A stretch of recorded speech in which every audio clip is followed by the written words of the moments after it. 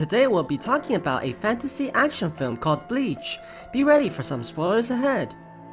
Somewhere in the countryside of Japan, Ichigo is walking home with his mother on a rainy day. The boy sees a young girl in white dress standing on the edge of the river and wonders why she's there by herself. Ichigo runs to offer the girl help while the boy's mother chases him closely behind, telling him to stop. Suddenly, the girl turns around and causes Ichigo to faint. When the boy wakes up, his mother is mortally wounded after trying to protect him from the girl, who turns out to be a vengeful spirit. Many years later, Ichigo has grown up to be a young man, and he's now used to the ability of seeing spirits wherever he goes, even trying to help them whenever he can. He goes home that night after school and notices a strange woman standing in the room as well. It turns out that she's a Soul Reaper named Rukia, and the woman's equally surprised that Ichigo can sense her presence. Their conversation is interrupted when the Soul Reaper feels an evil presence close by, causing Ichigo to run downstairs to his family, only to see his sister hiding in the corner after hearing a scary voice. Suddenly, an explosion breaks the walls and a giant hand grabs onto the girl,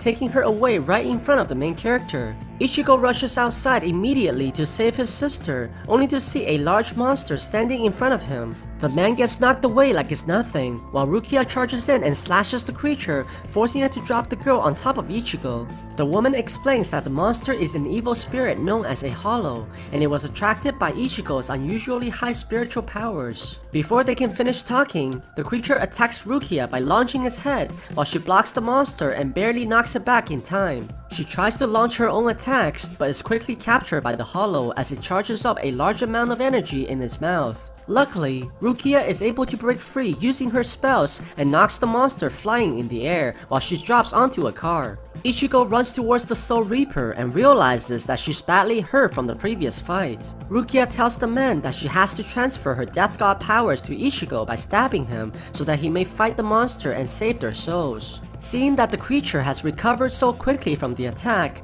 the man has no choice but to accept her offer as she stabs him using her sword. The hollow charges forward to attack, but a shadow slashes the monster and lands closely behind the giant. It turns out that Ichigo has successfully gained the powers of a Soul Reaper as he cuts off the spirit's arm in a single strike. The monster charges in furiously, but Ichigo is able to slash the hollow right in the middle, splitting the creature in half as it vanishes from the human world. Ichigo wakes up the next day, thinking that it was all a dream, but is quickly brought back to reality after seeing a large hole on the walls. Surprisingly, his family seems to have lost all their memories of the previous night and thinks that it was a truck that broke in. The man goes to school like usual, but after seeing his friends in the classroom, he's shocked to see Rukia walk in as well, pretending to be a new student. The girl grabs Ichigo right away and tells him to not say a word, threatening to kill him if he does. Rukia explains that she can't go back to her dimension known as the Soul Society because she accidentally gave all her powers to Ichigo. She needs to get them back right away or else she won't be able to fight any hollows and be trapped here forever. Rukia puts on a special glove and charges towards Ichigo, pushing his soul out of his body. She grabs onto the man's giant sword and tells him to stab it into her body so that he can release all his power into her once again. Unfortunately, the ritual didn't work as Ichigo's energy level is apparently very impotent right now. The only way they can successfully transfer the power is if the main character got stronger through training, or else his body will not survive the process. Ichigo is not very fond of this idea as he only wants to go back to his normal life. He returns home later that day, only to find that Rukia is hiding inside his closet as she has nowhere to go. Ichigo tells her to get out right now, but she refuses, telling the man to accept his fate. Their argument is interrupted by Ichigo's father, who barges in after hearing a woman's voice. He knocks the son away and opens the closet doors, only to see that it's empty inside. The father tells Ichigo to not bring any girls home and warns him about the child supports that he'll have to pay, speaking from the man's own experience after having so many kids. Rukia begins training Ichigo the next day, but the man is barely able to keep up and clearly lacks the necessary motivations. She gives Ichigo a wooden sword and proceeds to show him the art of kendo, but the main character is not able to land even a single hit as he swings the weapon like a madman. At the same time, a Soul Reaper with red hair named Renji informs his captain Byakuya that they have lost track of Rukia as her spiritual energy has vanished, suggesting that she gave her powers away. The captain orders the Soul Reaper Reaper to find her whereabouts, as giving one's power to a human is punishable by death. At night, Ichigo is heading home from school, but quickly notices a presence following behind him. He tells the Soul Reaper to show himself, and Renji is surprised that the human can actually see him. The Reaper demands to know the whereabouts of Rukia, but Ichigo plays the fool and tries to protect her, realizing that his friend may be in trouble. Renji becomes annoyed at the man's obvious deceit, drawing his sword and rushing in to attack. Luckily, his attempt is quickly stopped by a flying arrow that grazes over the Reaper's head, forcing him to hide and giving Ichigo the chance to escape. The main character goes home and tells Rukia about the other Reaper, demanding to know the truth, but the girl only tells him that he has to train or else he'll definitely be killed. The next day, Ichigo is confronted by a man in glasses named Ishida who seems to know about his Soul Reaper powers. The man reveals that he also has unique powers just like Ichigo because he's from a tribe known as the Quincy, who were mostly wiped out by Soul Reapers. Ishida shows the ability that he possesses as he forms a bow using spiritual energy, revealing that he was the one who saved Ichigo last night. He demands Ichigo to fight him in order to avenge his people from the Reapers, but the man refuses even after being threatened. With no other choice, Ishida plans to lure out the Hollows and force Ichigo to fight by throwing a bait into the cities below. Rukia senses the presence of evil spirits and rushes towards Ichigo, forcing him to become a Soul Reaper so that he can protect the innocent people. They rush towards the park, only to see the soul of a boy that he saved earlier being chased by a giant spider-like monster. Ichigo runs at the creature and attacks furiously by using his giant sword, but the monster is able to evade quickly, not allowing him to land any effective hits. The Reaper is also able to dodge the attacks from the monster as he runs desperately away from the giant legs. Eventually, Ichigo becomes tired and lowers his guard, causing the Hollow to land a strike that knocks the Reaper flying across the field. Before the monster can finish the kill, it's quickly cut in half by Renji, who's located them by tracking their spiritual energies. He turns towards Ichigo and rushes forward using incredible speed, pointing his sword towards the man before any reactions can occur. Ichigo tries hitting back, but is knocked flying towards a tree and quickly disabled by a devastating kick in the face. Before Renji can finish the man off, Rukia rushes in and tells him to stop, but this only angers the Reaper as he can't understand why she wants to protect a lowly human. Their arguments are interrupted when Captain Byakuya appears in front of them and reveals that he's actually Rukia's brother. He demands the girl to take her power from Ichigo even if it means killing the man, as this is the only way that her crimes can be forgiven by the Soul Society. Rukia refuses as she doesn't believe in killing a human who's innocent, especially since it was her who put him in the current situation. Seeing his sister's resolve, Byakuya gives her until the next full moon to regain her powers or they'll kill Ichigo themselves. Rukia quickly brings her friend back to his body and heals him using her special herbs, but Ichigo is unsure of what they can do next as the power difference is clearly too great. As time goes on, Rukia also realizes that Ichigo will never be ready, especially after the damage he took from the previous fight. She decides to gamble their chances by striking a deal with her brother, telling the man that they'll use Ichigo as bait to lure out a massive hollow known as the Grand Fisher. Rukia promises to slay the monster in order to amend her crimes and begs her brother to spare Ichigo's life.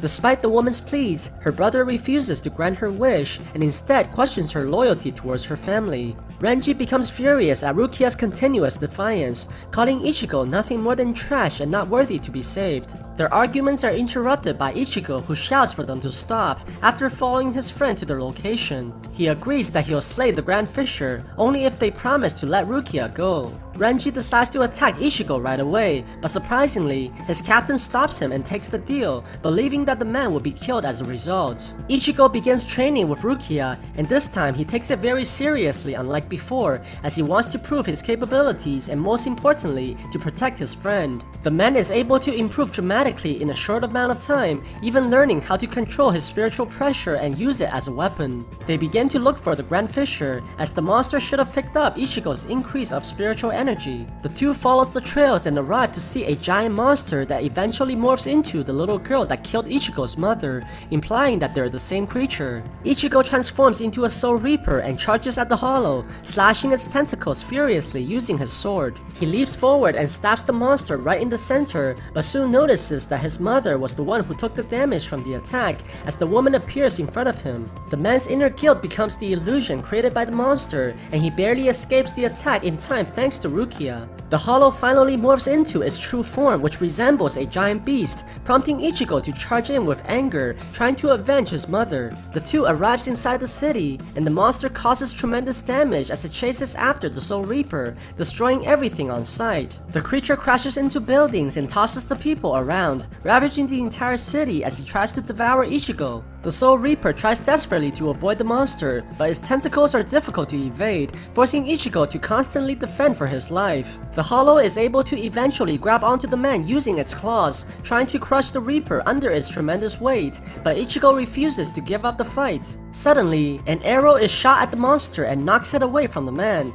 revealing that Ishida is here to help as well. The Quincy dodges the creature's attacks and fires numerous arrows, but the hollow is able to deflect them easily. While distracted, Ichigo charges at the monster and runs underneath, cutting the creature from below. However, this seems to have only angered the evil spirit as it screams furiously at the sky, causing a giant tornado to form. It strikes at both of them, forcing Ichigo to hide inside a bus to avoid the attacks. The monster follows the man and proceeds to attack the Reaper from the outside, eventually grabbing onto Ichigo and lifting the entire bus at the same time. Ishida aims at the monster and shoots the arrow, managing to strike the hollow right on the eye. The creature becomes furious and rips the bus into pieces, but also giving Ichigo the chance to strike from above and splitting the monster's head, finally avenging his mother's death. The hollow screams in agony as it falls down on the ground, vanishing quickly into thin air. Rukia rushes towards her friend to make sure that he's alright, while Ichigo returns her warmness with a smile. However, before they can celebrate, Ishida is stabbed in the back by Renji, who's here to finish the main character despite their previous deal.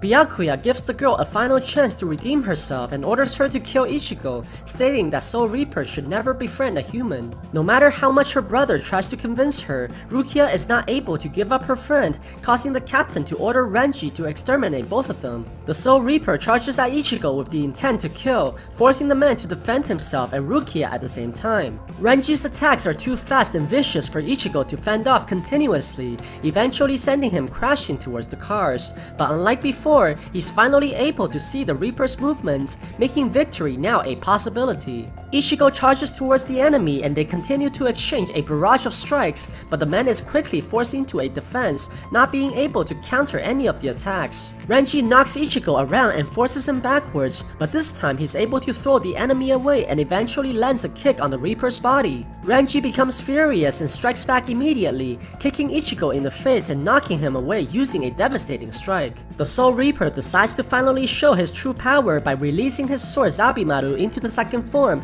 and launching the weapon towards Ichigo like a spring. The man dodges the attacks desperately as he runs for his life, not being able to adjust to the increased range from the enemy. Renji eventually grabs onto Ichigo using his sword and tosses the man away like a ragdoll into the piles of cars. The Reaper then throws a vehicle at Ichigo, causing a large explosion upon impact, burning everything in sight. Before Renji is about to finish off Rukia, Ichigo emerges from the chaos to everyone's surprise and assures the Reaper that he won't be defeated so easily. Ichigo charges towards Renji and deflects the attacks from the enemy, cutting through the Reaper's weapon and sends him crashing into a bus. Seeing that his man is clearly defeated, Byakuya decides to join the fight and tells Renji to retreat.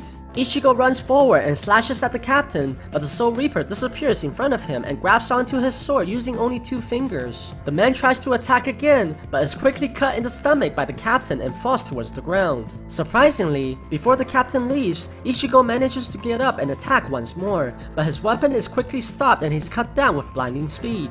No matter how many times Ichigo falls, he refuses to stay down as he needs to protect Rukia no matter the cost. Byakuya becomes frustrated at the man's stubbornness and strikes him a final time across the face, knocking Ichigo to the ground once more. Amazingly, the man refuses to give up and grabs onto the captain, telling him that it's not over. The Reaper becomes furious and finally decides to kill Ichigo himself, but Rukia saves the man by knocking him away, calling him a lowly human. She strikes her friend and prevents him from getting up, telling Ichigo that she's tired of him, while trying desperately to hold back her tears. Rukia promises her brother that she'll go back to Soul Society and be judged for her sins, so that they don't have to kill any more people. The woman takes Ichigo's sword and stabs it into herself, taking away the man's power as everything turns into white. Ichigo wakes up the next day with all his wounds gone and feeling like everything was a dream. He goes back to school and sees all his friends but senses that someone very important is missing. He opens the textbook inside the desk and sees the writings from Rukia, causing him to smile once again.